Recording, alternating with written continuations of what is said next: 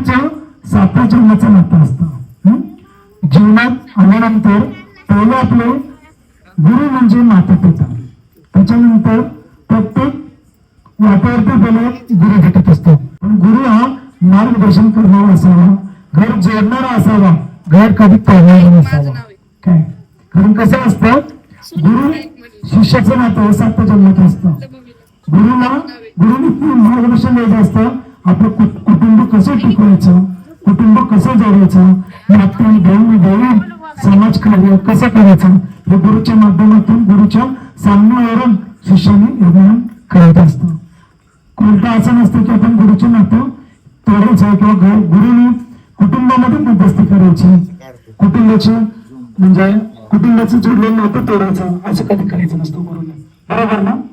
हा, कारण काय बरेच असे लोक आहेत आपल्या इथं की आपल्या आई बापाशी कधी संबंध नसतो.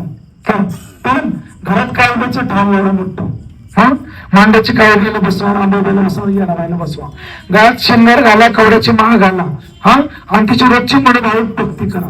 पण आई बापाची नातं कसं शून्य.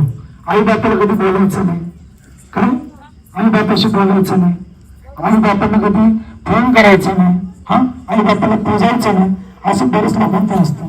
पण काय सांगतो, घरातून कुठल्याही 36 कोटी देवात बसवा, जर तुमच्या आई वडील जर खुश नसतील तुमच्याकडनं, तर त्या देवताला बुजवून काही उपयोग नाही. बरोबर ना?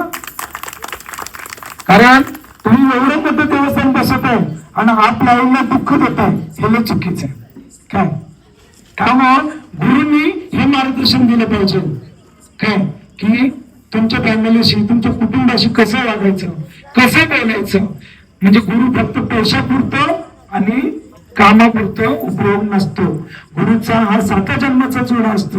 गुरुने ज्ञान दिलं पाहिजे, तुझ्या आई बहीण भाऊ वडील यांच्याशी चांगलं वाग, चांगलं राहा.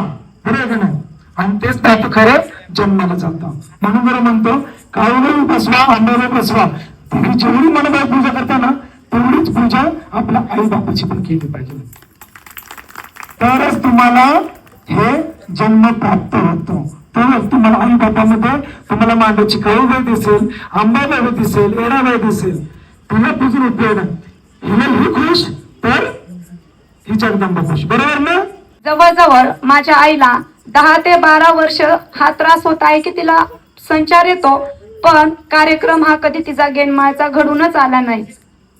या 2-3 महिन्यामध्ये आम्हाला प्रशांत दादा भेटले, ते इन्स्टाच्या माध्यमातून, माझ्या सासूबाईंच्या माध्यमातून. जो काही माझ्या आईचा किंवा घरातला त्रास होता, तो खरंच प्रशांत दादांच्या साथीने आणि सोबतीने, त्यांच्या आशीर्वादाने खूप आमचं, माझ्या मम्मीच्या घरामध्ये सुख समाधान लाभलं. आज एवढा मोठा कार्यक्रम धरला. खरं सांगायचं म्हटलं तर माझ्या मम्मीच्या हातावर 1 रुपयाही नव्हता. पैसा कसा आणि कुठून जोडला, आणि प्रशांत दादाने खरं सांगायचं म्हटलं तर आमच्याकडून आज 1ही रुपया घेतलेला नाही. आम्हाला एवढे सांगितलं त्यांनी की तुम्ही कार्यक्रम करा, मी आहे, तुमच्याकडे जेव्हा येईल तेव्हा मला गुरुदक्षिणा म्हणून तुम्ही द्या. असा गुरु भेटायला खरंच नशीब लागतं. माझी आई आणि वडील, माझं पूर्णच कुटुंब भाग्यवान आहे की प्रशांत दादा सारखे गुरु माझ्या मम्मीला लाभले. प्रशांत दादांनी असाच आशीर्वाद कायमस्वरूपी माझ्या कुटुंबावरती ठेवावा, हीच नम्र विनंती. नक्की शेवटपर्यंत साथ देणार. जसं सांगितलं सगळ्यांसमोर परत सांगतो, नाती जोडायची, नातीच कधी तोडायची नाही. दुश्मन जरी असेल तेवढं तर माझं नाही म्हणायचं तुझं वाटवलं. दुश्मन जरी असेल तर चांगलं व्हावं, कारण का तो त्याच्या कर्माने मरत. आपण आपल्या मदती घ्यायचं. हा बोलायला सदानंदीचा